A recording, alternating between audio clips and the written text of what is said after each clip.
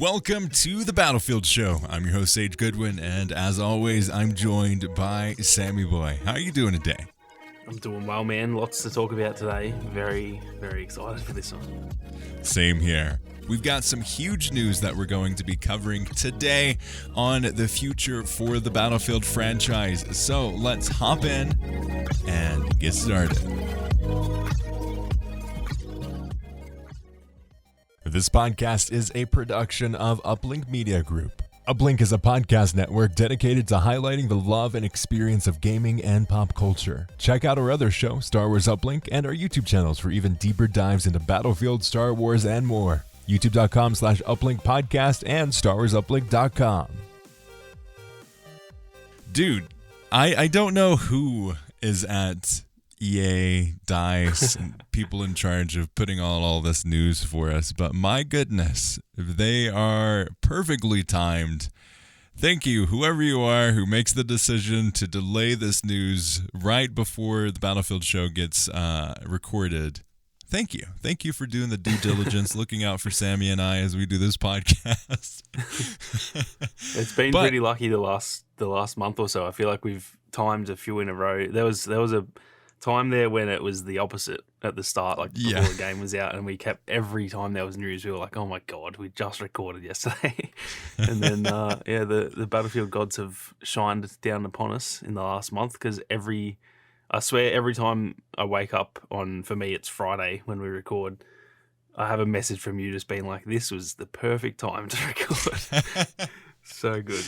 Yeah, the first few weeks there, every time that we tried to record, it's like, okay, let's delay it until this one day. And then as soon as we record the podcast, they're like, oh, hey, here's news. No! But yeah. There was times we literally pushed it back to get the news, and we still managed to miss it. Still didn't get the news. It's good that our luck has turned a little bit. Yes. It's definitely someone at EA, not just the fact that we switched our recording day, for sure. Yeah. But, so, let's talk about this gigantic news. Goodness gracious, I did not expect to see this. So, kind of just, if you're new to the podcast, you're jumping into Battlefield 2042 for the first time, welcome to the show. Greatly appreciate your listening. Battlefield 2042 did not launch as well as they wanted it to, and we were wondering what the response that EA would have with the game and its response. And it seems like this is something that they've been working on for quite some time, because something like this doesn't normally happen overnight.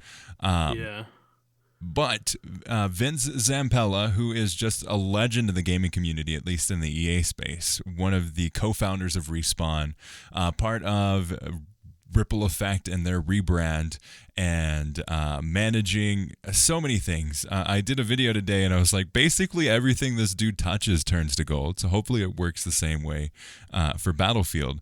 But he is taking over as the head managing guy for the Battlefield franchise.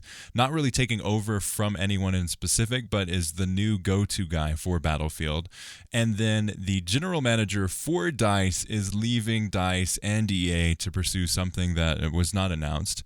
But he is leaving the franchise and has been there for quite some time. And goodness gracious, he is getting replaced by Rebecca. What is her last name? I was literally it's just. It's hard to pronounce. That's all I know. Kutaz? Yeah, I think that was it. Something like that. Yeah. Yeah, Rebecca. I'm not sure how to pronounce it, but I would assume Kutaz. It's Coutaz. Or Kautaz, something along those lines. She is formerly from Ubisoft and has quite a varied history there as well, from production all the way to managing supervisor. I was looking at a page that kind of detailed the game credits that she has, and she has a lot of experience there. Studio manager, managing director, as well as director of production. So covering a wide gamut of the gaming space for Ubisoft throughout the years. And also, another thing, if that wasn't enough news, Marcus... Leto, I think is his last name. What is it? Leto. Yes. Something Marcus Leto is starting a new studio in Seattle, and Marcus is one of the persons that created Halo, like started Halo. One of the key guys there. Yeah, I think he was the co-creator of the Halo universe. Like he's a pretty big dude apparently. So huge. Very so exciting. These are just heavy hitter after heavy hitter. He is starting a studio in Seattle, and its goal is to expand another piece of news here, a universe of Battlefield. So they're wanting to kind of go in and talk a bit about, they talked about expanding the idea of what Battlefield is. Battlefield is starting and with these changes made in terms of the people working there. They are looking at creating a universe of Battlefield. So a consistent universe that each of these different games that each of these different studios are working on works within. So we may see a story-based game that is set with the same characters that are going to be in this game. And they said Battlefield 2042 is the foundation of this. I mean, it's a little bit of a shaky foundation, but I think in terms of the setting, in terms of the characters, hopefully they find a way to kill off McKay at some point. So that would Sammy, be ideal. Right, exactly. What are your thoughts on this? To be honest, it's hard to. I still haven't really taken it all in. I think it'll take a few days to sort of think about it and go, okay, this is really good or really bad. I think on paper it's really, really good for the game and for the franchise. I think it seems like they kind of know. And one thing I'll say is that a lot of people are going to think this is like a reaction to the launch of this game. This has been no doubt in the pipeline for 6 to 12 months. Like this doesn't just happen because the game's not going well. So this isn't some reactionary thing. Mm-hmm. And it's good to see that they're still dedicated to the franchise and going, we want to not only keep making games, but expand it and make this a bigger thing than it is. So I think on paper it's really, really good and it's really exciting. And it's just comes down to the execution. I think if it goes how it could go in terms of, if it goes well, it could be the best thing that's happened to Battlefield, or it could end up going down the Call of Duty route where it's, we get lots of games and stuff, but they're not as high quality as we'd like, stuff like that. So it could go both ways. I'm definitely leaning more towards the positive just because Vince Zampella heading Battlefield is possibly the best thing that could have ever happened to Battlefield. That man is an absolute genius. Everything, like you said, and I don't like to give too much praise to one person in gaming, but literally everything he has had his hand on has been gold. He's never had a bad release in his life. So I'm really excited to have him. I reckon you probably would have said the same thing. If we could choose one person in the gaming industry to run Battlefield, I reckon we both would have chosen Vince Zampella. So, 100%. Yeah. So I'm really, really excited by that. And I'm really excited to have Marcus Leto on board and stuff like that. And yeah, it all sounds really interesting and really exciting. It just comes down to, I guess, how they execute it, and that'll be the key thing, I think. Yeah, well, I agree 100%. Like you said, my first, if we were gonna put a crystal ball and say this is the person that we'd love to kind of revamp the franchise, Vince Zampella. I mean, Apex Legends, huge, one of the most successful titles EA has produced in years. We have consistently at the top, beating out the likes of the sports games, beating out the likes of the Sims games, which are always up there in terms of sales and amounts of money that they're bringing in. Big, heavy hitter. What was it, $2 billion were brought over, some insane amount of money brought over from a free game as well. From a free game. It's ridiculous. Especially a free game with essentially no prior fan base, because Titanfall, they were great games. They were actually really good games, but they were busts. They just didn't do well. So they didn't have a huge fan base. And yeah, he's essentially created something from scratch and made it $2 billion. So he definitely has, I don't know how he does it, but everything that he's released has just gone well, and it seems like he goes from one thing like for those who don't know, he co-founded Infinity Ward, who made the old Call of Duty games, and they've made the recent Modern Warfare. He was the co-founder and the CEO of that company, and then he moved on when they sort of, well, after he moved on, they fell apart essentially. So he did that. He then did Fallen Order, Apex, like everything that he's done has been, for me personally, has been some of the best stuff in recent years. So yeah, very, very excited to have him on board, and I think, like you said, he's the man to have. I think I can't imagine anyone else out there that would be a better choice than him, to be honest. So it's definitely very exciting. I want to go back to something that you mentioned in terms of reservations about this decision. Talking a bit about the excess of games. Is this something, I mean, this is new for the Battlefield franchise. I think this is something that Battlefield needs as a franchise, is some new ideas and new inspiration. And to take it away from Battlefield is, well, they don't really know what Battlefield is. Every game that they create is something different and basically has had some bit of controversy with it, every game except for Battlefield 1. But Battlefield 1 did have some level of a shaky launch, so it was not even saved from that a little bit. But I think the key thing with Battlefield 1 was they had so many levels of alphas and betas before the game released that Battlefield 5 and Battlefield 2042 just did not have. So I think that's part of it for sure. But where do you see this kind of going for the whole of things? Like, do you expect that we're going to see a Battlefield game every year? What do you think that looks like? I don't think we'll get one every year, but what I've been thinking this morning since I've sort of read this news, and I don't know if this is what will happen, but this is what I hope happens, is that the same way that Call of Duty has multiple dev companies who they do a yearly release, but it's technically a 3-year cycle.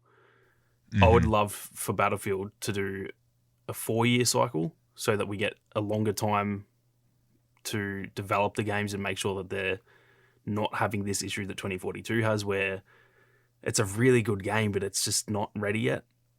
If they could do a 4-year cycle and give us a game every 2 years between Ripple Effect and DICE, that would be perfect in my opinion. So that's where I hope that they go. Whether they do that, I'm not really sure, but I just feel like that would be the perfect balance to where we're not waiting 4 years between each game. Because if you get, for example, 2042, a lot of people don't like it. So no one wants to buy this game and then go, oh, it's not that good. Now I'll just wait 4 years for the next one. That's not fun for anyone. So having a 2-year gap is still 2 years, but that's a short, for Battlefield, that's a pretty short cycle between games. But the developers get 4 years.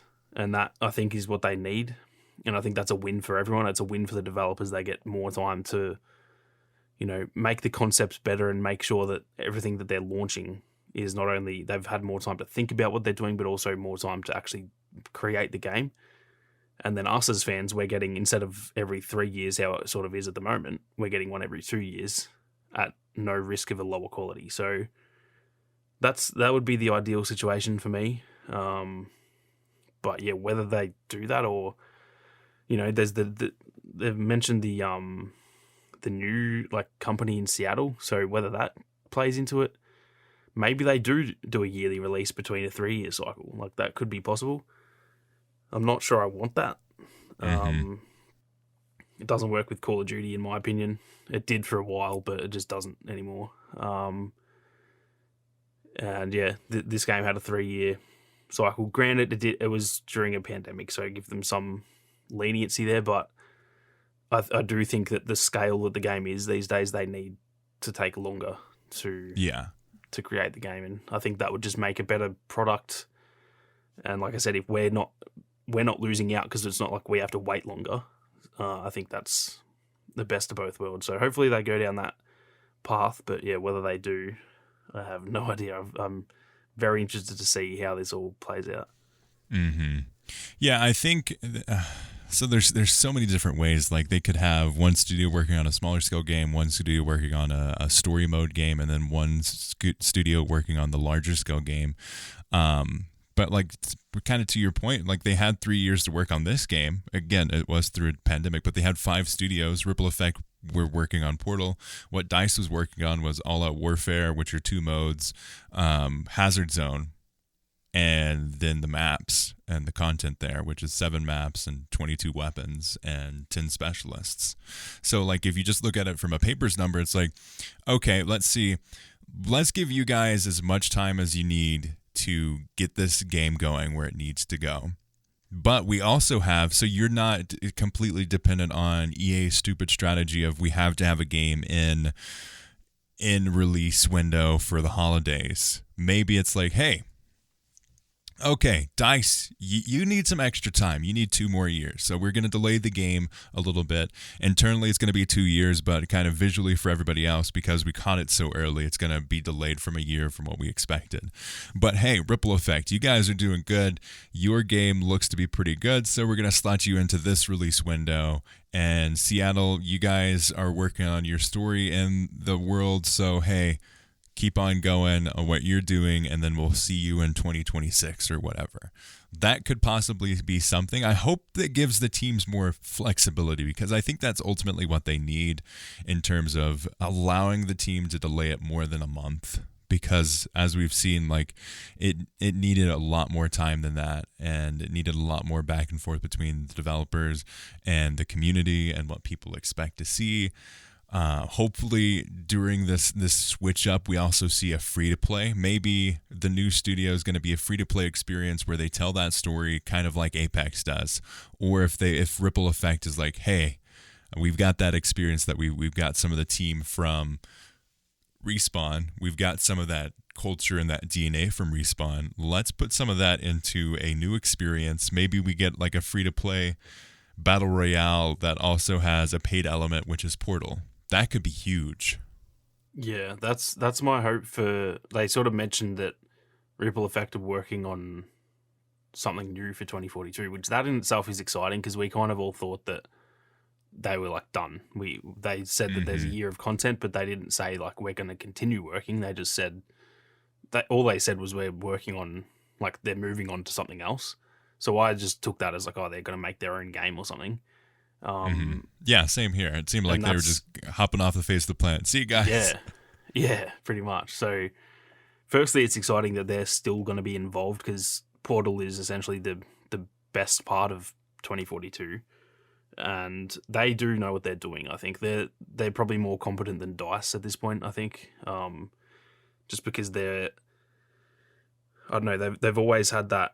When they were DICE LA, like they've always been the ones that come in after the game, and when you think about it, the games always launch a bit rough and then turn around really well, and DICE LA is a huge part of that. So I think that Ripple Effect really do know what they're doing. Not that DICE don't know what they're doing, I just think that they have a bit of an identity crisis at the moment, where they're just kind of in the middle. Like they kind of nailed some aspects of the game and they didn't nail other aspects. So yeah, I think having Ripple Effect still on board is really good, and hopefully what they're working on is like whether it's a battle royale or not, I'm not too sure, but hopefully it's just some free to play element. They did mention, in that investors call, that there was going to be some free to play hook to the game, so hopefully that is I would love a battle royale that's yes, they launch it after the game is where it needs to be. That would be a really good way to get people back into the game with like, okay, the game didn't launch well, we know that,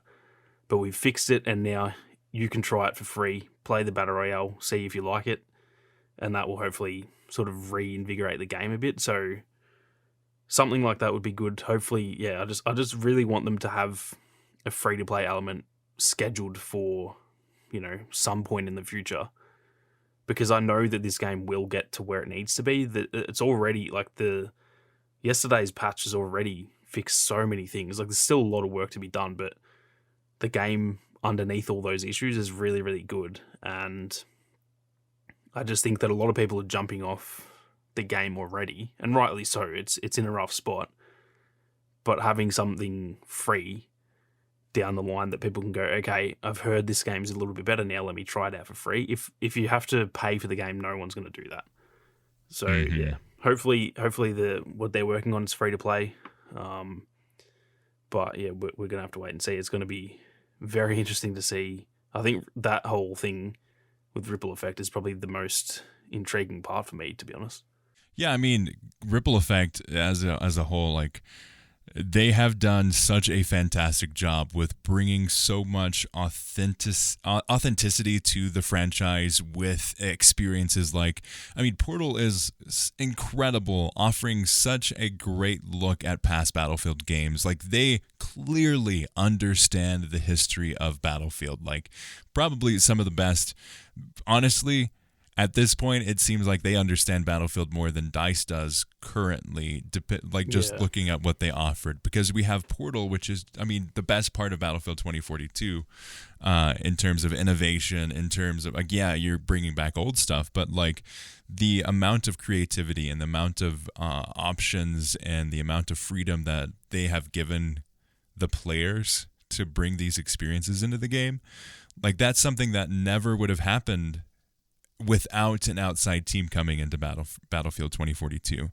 So the fact that we get them and they have this experience with the franchise in terms of bringing an authentic experience is great to see. And just the fact that we're also going to be seeing something more from them after Battlefield, after the year of content that they've said they've already planned for, that's huge. Yeah, that's something I did not expect. Like, I kind of just thought that Portal was going to be there, and then that was it. Like, they were just going to go. I was under the impression they were making their own IP. They were going to go make another shooter or something. So the fact they're still working on it is really, really good, because like you said, I think that they probably know Battlefield more, or they probably know what the fans want more than DICE does. I think DICE has their own vision for Battlefield, and I think that there are pros to that. I think the game does need to adapt and evolve over time, so I'm not necessarily going to say that DICE's vision is wrong, because a lot of it for me is subjective stuff like the specialists. I don't think that's objectively better or worse. It's just a subjective thing, but I do think that Ripple Effect have shown that they know, the whole thing behind Portal was it's a love letter to the fans, and they clearly, I don't think many people would say Portal is a bad thing. Everyone kind of says this is awesome, even if you don't play it. I've barely played Portal since the game launched, and it's still to me the best part of the game. I've literally played like 3 games of Portal, to be honest. So yeah, I'm really excited that they're still on board, and that was probably one of the biggest things. Even though some of the stuff they mentioned in this big article about Vince Zampella and all that, those are really, really good for the future, but for the immediate future, Ripple Effect being on board is, a very big win. Mm-hmm. It's huge, and I can't wait to see. Again, we're going to be waiting to see what is shown and what that time frame looks like. Honestly, I don't expect we'll see something in terms of the realization of this news for another 2 to 3 years until the next mainline game comes out, and maybe even not even then. I think we may not see what this decision is ultimately intended to show until maybe after the next Battlefield game comes out, depending on their development cycle. Because I know there's been leaks and rumors talking a bit about the process of the DICE team going to EA and looking at what they want to produce next. There was a declinement of a Battlefront 3, and now we get this news. So I think they're still kind of deciding what the next game will be, but for sure there's going to be more Battlefield games, and there's going to be more experiences in that universe, and they're looking at it kind of like a Battlefield cinematic universe. The BCU. Exactly. Yeah. It does feel a lot like, and I said earlier that this was a bad thing about Call of Duty, that they kind of have their own, like, that's probably where this has come from. Like, Call of Duty has its own little cinematic universe where Captain Price is in, half the games. Like, that little thing where they've got connections between each game, and they have multiple different series within it. Like, they've got the Black Ops series and the Modern Warfare series. They've got multiple things going on. That seems like this is kind of going down the same path, but hopefully they don't just rush it. That's the thing with Call of Duty that for me I know it's a 3-year cycle, but the games just it feels like I'm playing a 2014 game every time I play Call of Duty. So I hope that they don't go down that path of just rushing out a game a year type of thing. I hope that if they go down that path, it's still just they give it time. There's a reason for it. Yeah, exactly. And I think that that's the thing that Call of Duty has been missing, is that they need to take a break. Like, they need a year where there's no Call of Duty. And then the next year, I remember Assassin's Creed did that, and that has like reinvented the series pretty much. So that's hopefully what Battlefield does. Whether they do that, I'm not too sure. But hopefully they do that and have the pros of what Call of Duty is doing, as well as the pros of slowing down and not rushing it. And I think, if it all goes well, this could be really, really like good for the franchise. But yeah, it's just going to be interesting to see how they execute it, because it could be a downside as well. I think the thing too for me is, we've said this many times in terms of Battlefront, and I think we've said it on this podcast before for Battlefield. Yeah, we've said this because they announced they wanted like a 2-year cycle. It's like, I don't necessarily want more Battlefield games. I want a Battlefield experience that is supported over time, like something like an Apex Legends, where it's not another game release each time there's a new season. It's you have this set experience, and as it grows, new game modes come in and out, new maps go in and out. If they want to keep the specialists, new specialists come in and out, where it is a platform to be built upon versus a game that comes out, oh, hey, this game launched really crappy and then we fixed it, and then by the time it's in a really good state, we jump to making the next game. I'm a little tired of that system, and it happened consecutively with Battlefront 2 and Battlefield 5. Both of those games were in incredible states, and to the point where, like, man, I was pumped about the kind of future of where Battlefield 5 could go after that launch experience. And Battlefront 2 had so much potential. So coming to this realization is like, you're still not 100% you're in the right headspace, but I don't know if this is the perfect decision in terms of what I, as a fan of Battlefield, want. I couldn't agree more with that, about like the games get to a good spot and then it's time for the next one. And like at that point we kind of don't want a next one. We're like, oh, we just finally like this one. Like, let us enjoy this one. So that was the same perfect example with Battlefront 2. Was like, that game was pretty much bad for a year. Then it was really decent for a year. And then it was really good for like 6 months. Yeah. And then it ended. And it's just like, I couldn't agree more. It's getting kind of boring where we're testing, like we said it on the last podcast, where we're kind of testing 2042 right now. This is like a early access kind of phase of the game. Early access, yeah. Yeah. And then by the time it gets to where we want it to be, like I said earlier, I know this game, unless something drastic happens, I know this game is going to be really good in like a year from now. Oh, 100%. And I don't want it to get to that point and then they go, okay, time for Battlefield 6. I'm kind of getting sick of that as well. And I wanted it with Battlefront 2. I wanted it with Battlefield 5. And I want it especially with this game, just because the scale of this game and the setting and everything is really good.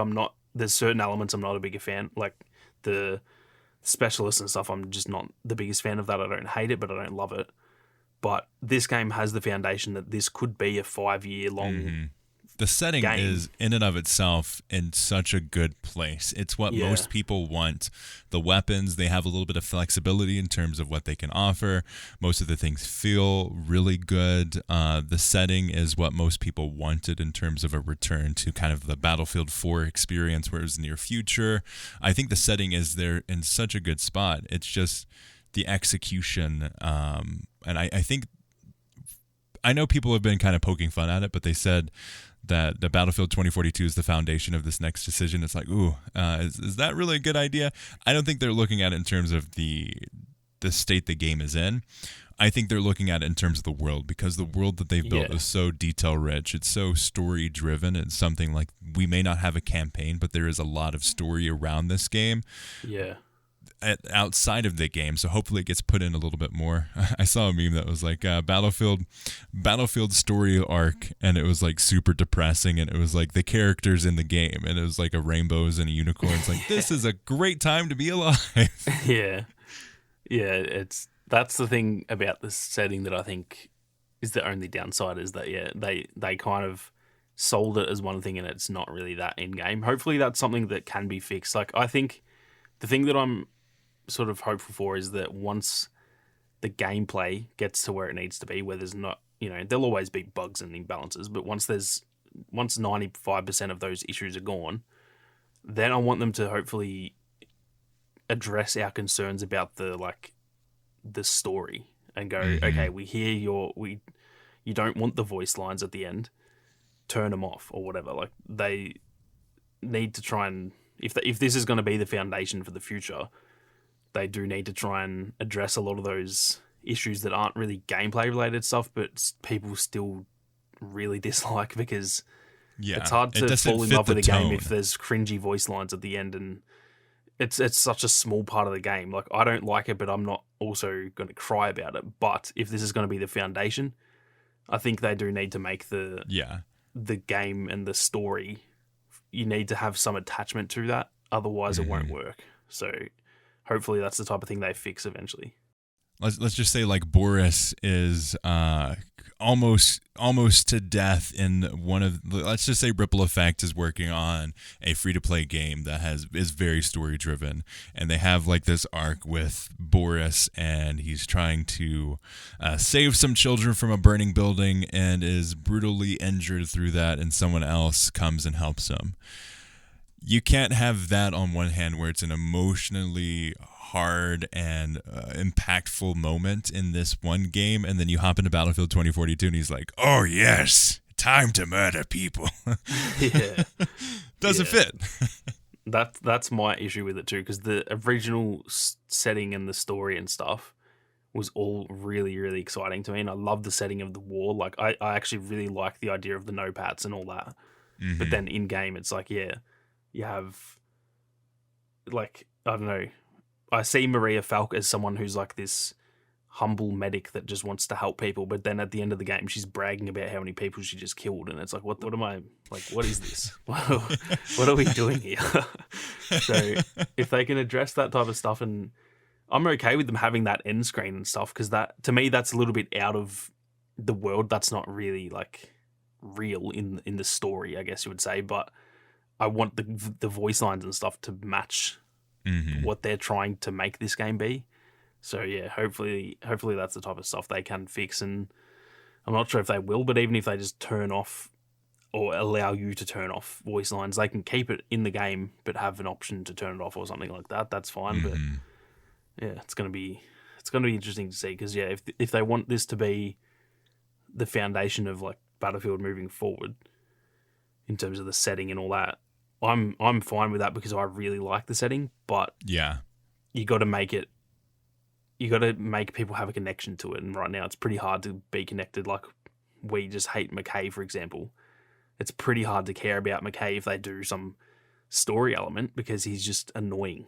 Like, so you got to make it desirable, I guess. Definitely. Also, this just in live as we're talking about this, I wanted to ask you your thoughts on the Santa skin, but we may not even see the Santa skin. Battlefield Direct Communication, the Twitter account, says, today some of you accidentally got a glimpse of some holiday-themed cosmetics, and we wanted to help clarify their intended usage. Here's the thread.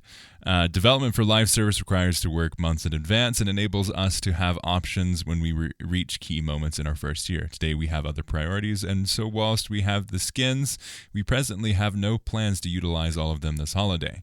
We also create unique cosmetics for single-time use and special Battlefield Portal modes to further enhance the fantasy and special events.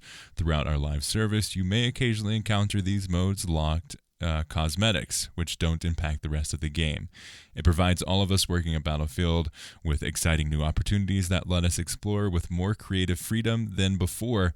Having you all along for the journey is something we don't take for granted, and we'll be grateful to hear your experience with those modes. Separately, we'll be starting our weekly missions next week, where you'll be challenged to complete objectives and be rewarded with new skins. Once earned, you'll gain new items for your collection, and we'll have new skins available to unlock each week on the road to Season 1. Very interesting. That's a lot.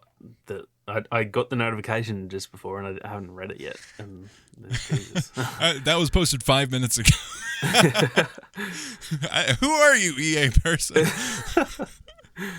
At least they didn't post it right up. I guess it could have been worse, actually. They could have posted that like a minute after we stopped recording. Okay, so what are they actually saying there? That they're not having them this Christmas? Is that what they're saying? Or they're basically saying that they have a wide variety of skins that they worked on, and then they have a choice to put them in the game. So for those of you who don't know, if you stayed away from Twitter, you probably don't know, but there has been this huge debate on a Boris skin where he's dressed up as like a beefy war Santa. I personally love it. I think it's fun. I think it's a good kind of jest in the community. It's just them having some fun. But I think rightfully so, kind of tying it into the discussion we were just having in terms of tone for the game. Some people were kind of like, oh, hey, this doesn't really fit the tone of the game that I expected to play when you're touting this like advanced near future war experience where everyone's dying and there's no reason to live and all this fun stuff. So there was some kind of back and forth around that. And it seems, as they say here, let's see, today we have other priorities, and so whilst we have the skins, we presently have no plans to utilize all of them this holiday. So it's possible we will see some holiday-themed skins, but we will not see all of the ones that we got a glimpse of today. Interesting. So I guess they'll probably save the rest then for next Christmas or something. That's weird. That's actually weird that they would. That kind of just shows how weird game design is. Like the stuff in the game already now that won't be out till next year. Like that's pretty crazy. Mm-hmm. It is. It's pretty wild. We still don't really know how the battle pass is really going to work. But we did get a glimpse of it a little bit today, so that's kind of good. But again, it wasn't intended. So yeah. if you did buy the battle pass, or if you did buy like the gold or ultimate editions, which came with it, you still don't really know what the battle pass is going to entail at this point, which is such an interesting thing to me. That is weird. Like that's essentially the selling point of the ultimate edition, and we don't know what that is. That is kind of weird. I think that they should have.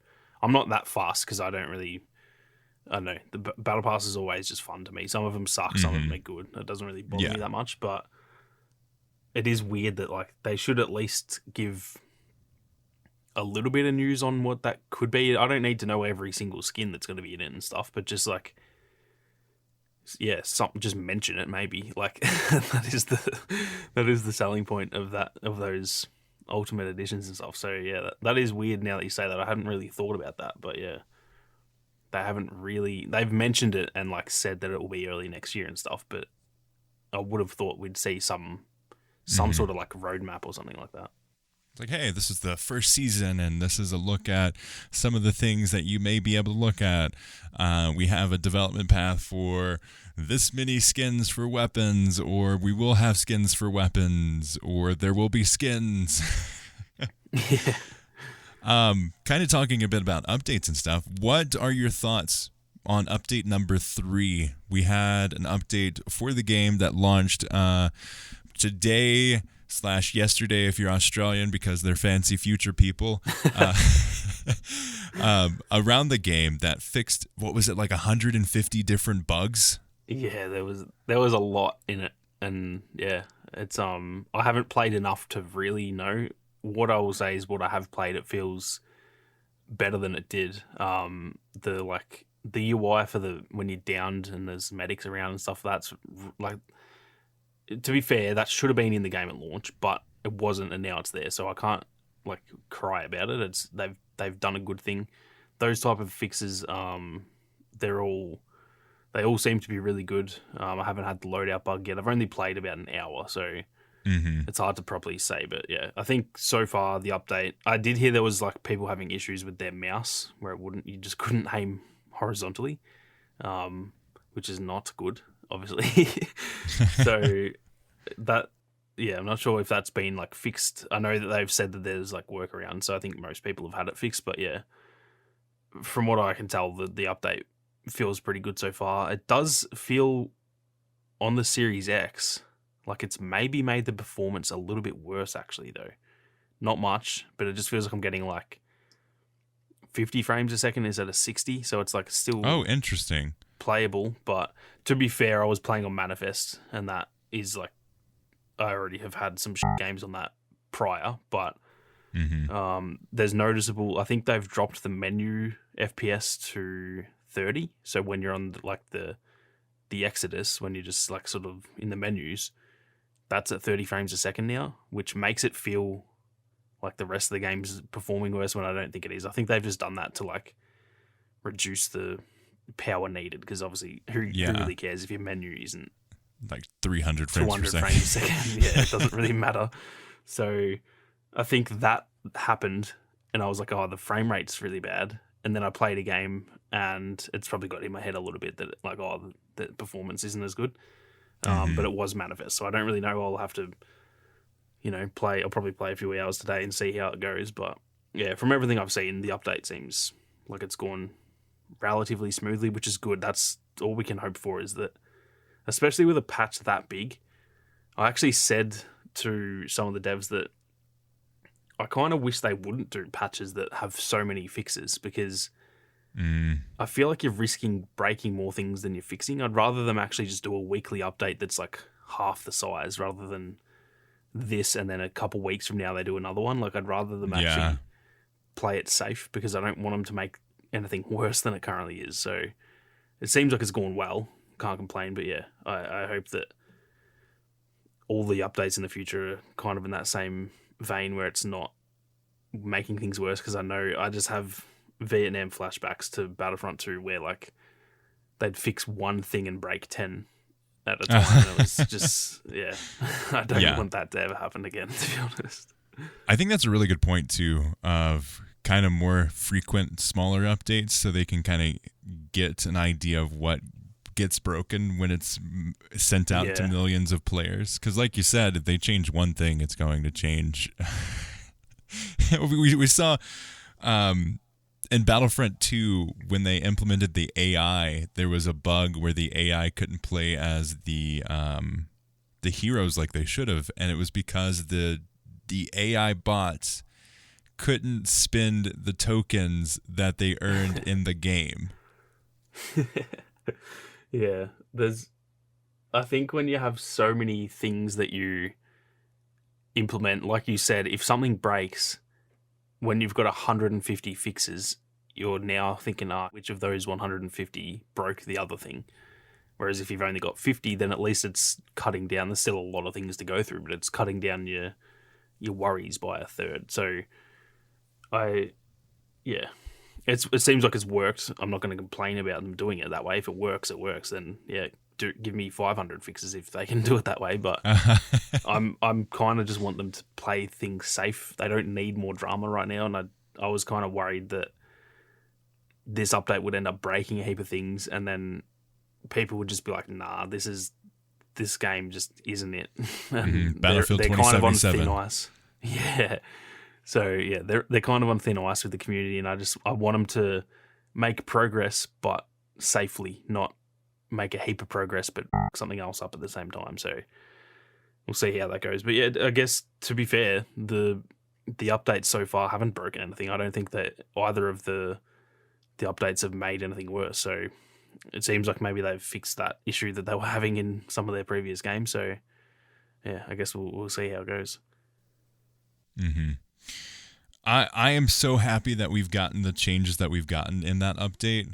Just the fact that we can see when teammates are downed, when people are coming over to help you when they're downed. Just those few changes are so great as just a quality of life thing, that you are so much more aware of what's going on in the heat of battle than you were before. And that's something that I'm so happy to see that they've added so quickly. Like I thought, like previously, if you would have asked me like, how long do you think it'll be until they fix that thing or add it in the game, I would have been like, oh, probably January. So the fact that we got it December 2nd, 1st is huge. Previously, like whenever there is an announcement in terms of when something is going to be changed, or they take it to the last possible second to not lie. Yeah.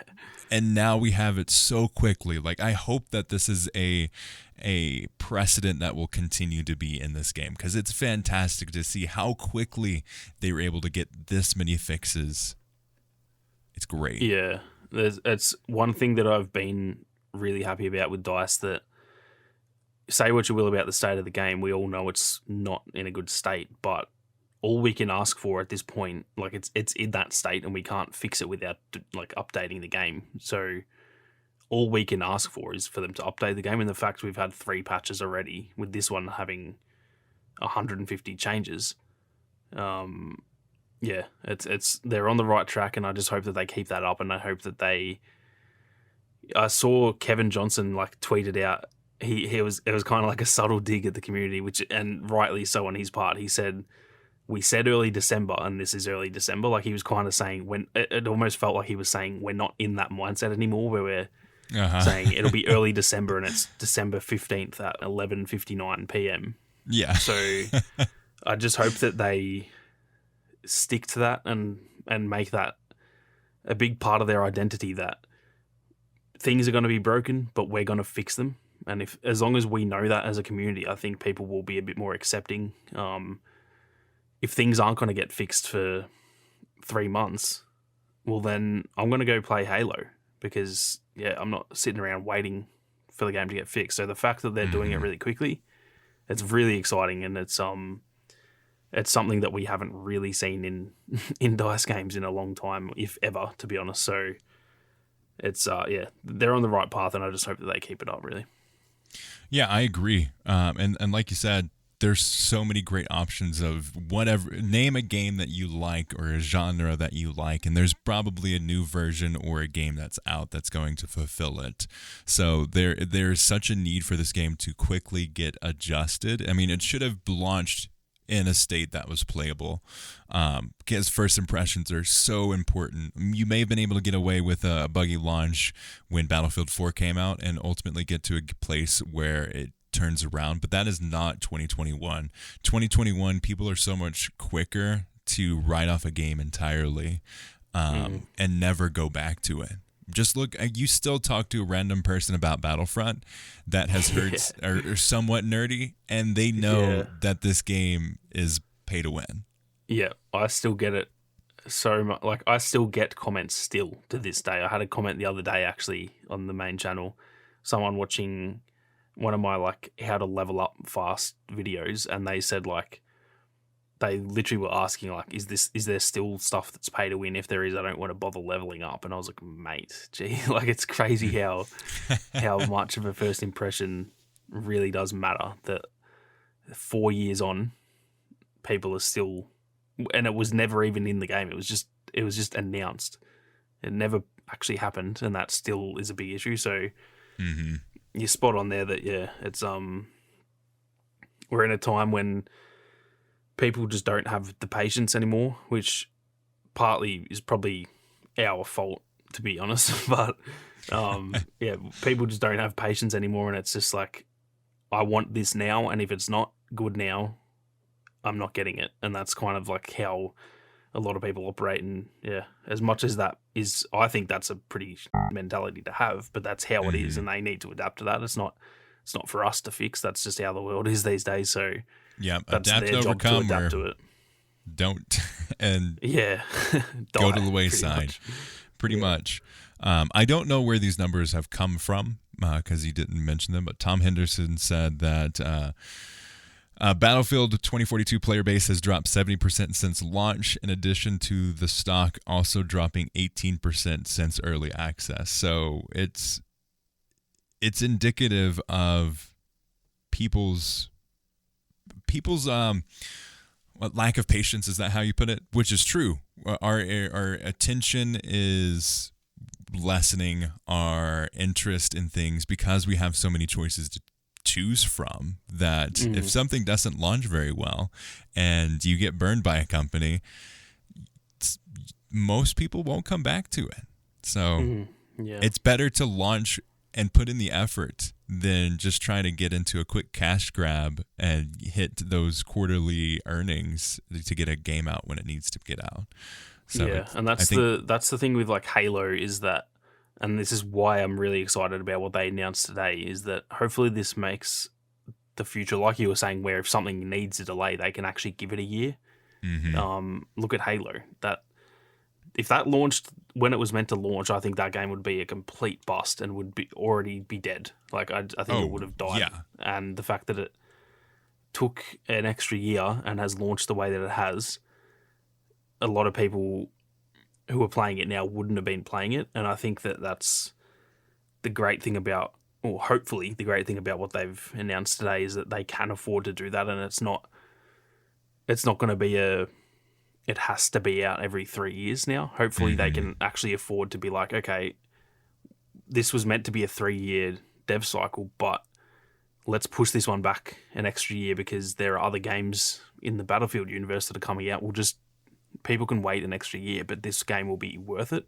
And yeah, hopefully that's the thing that can change in the future, and that these launches, because like there's two sides of it. Like you and I both have kind of said before launch, this will be a shaky launch, and we're both kind of prepared to deal with that because we know the game will be good afterwards.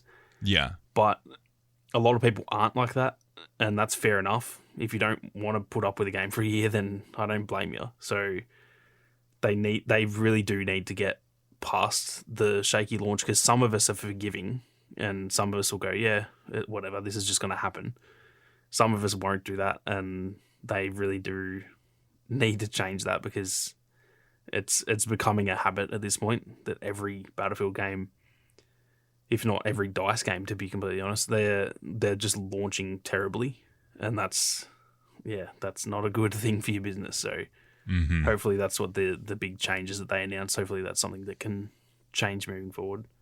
Yeah, I agree. I'm super excited for the future of this game. It's going to be a long slog, and it's going to be a tough transition period until we get to the point. I don't expect this game to be in a playable state where I'd like recommend it to my buddies who will just play Apex or Warzone for another like 6 months to a year. But I think, like we've seen in the past with DICE, it will get to that point. So I'm excited for what this game ultimately becomes, because it's this weird thing where it's like, okay, I'm going to hop into some Battlefield. Once I do hop into Battlefield, it's fun. But it's that mindset of like, okay, I have to deal with the bugs. I have to deal with the poor, the game not running very good, and just, but once I hop in, it's like, oh yeah, this is really fun. This is great. Yeah, I'm kind of the same. It's there are times when it's, luckily most of my sessions have been really fun to where it's like the next time I want to play, it's not a chore. But there have been a few where it's like, I'll have the loadout bug for nearly every game in a session, and then the next time I go, like, oh, I should play some Battlefield, I kind of go, maybe I'll just wait till the next patch. You know what I mean? And that shouldn't really happen. Once I'm playing it, and I'm having a blast every time. But yeah, they really do need to get it to the point where it's not feeling like a chore sometimes. And I think like we said, it's on the right track, and they've already done so many things that are really, really good changes. Once they get those legacy things back, like the server browser and stuff like that, and there's obviously a few more bugs and balancing stuff that they need to do. But yeah, I think map the game rotation. is like, I think the game is probably 3 to 6 months from being pretty good, and I think it's 6 to 12 months from being really good, and hopefully they just stick with it, and which it seems, today's announcement essentially confirms that they are. So it's just going to be a matter of us sitting out and waiting for it to be there, which is, it's a shame that it has to be that way, but for me personally, and same for you, like we kind of predicted this, so my expectations were maybe low coming to the game, and that's why I'm like okay with it. Which is just something that I learned from Battlefront 2. You just don't get your hopes up. That's just something that we probably both learned the hard way.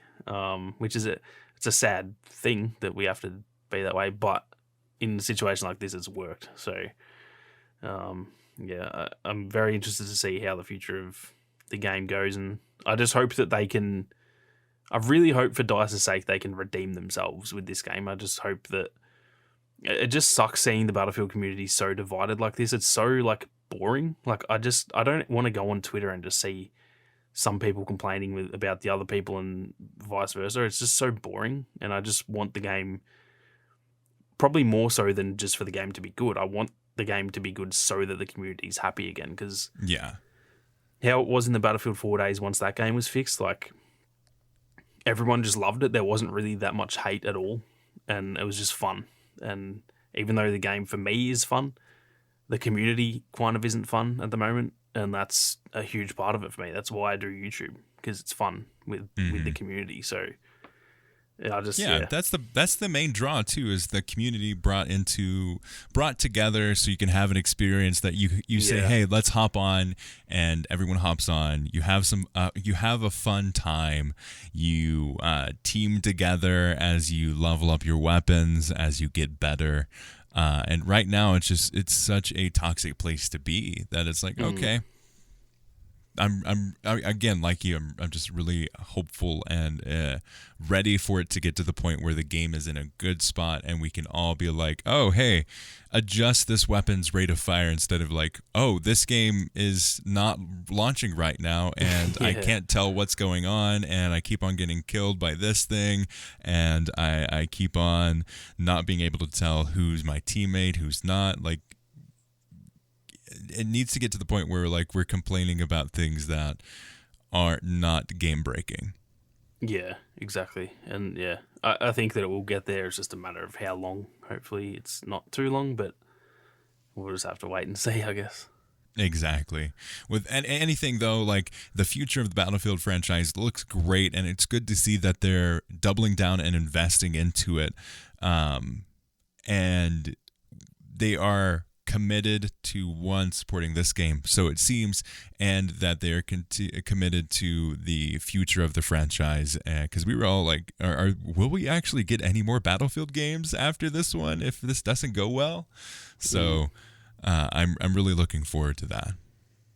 Yeah, for sure. It's an anxious but exciting time for Battlefield. So hopefully the anxious part goes away once the game's fixed, and hopefully after that it can just be just exciting, not anxious. I'm looking forward to it. But with that, thank you all so much for listening to this episode of the Battlefield Show. We covered a ton here, and we greatly appreciate your support and you joining us each week as we dive deeper into the world of Battlefield. And we will, as we get more time in with the game, I think a future episode we want to do more tips and tricks. So if you guys have some tips and tricks you'd like to send us, definitely let us know on Twitter, in a YouTube video, or through email. Send us an email, contact@uplinkpodcast.com, and we'll get that. But really looking forward to getting into the nitty-gritties as things change and as things grow. Thank you all so much. We'd like to thank Ethan Clark for the wonderful thumbnail, and all of you for listening. As always, see you on the battlefield.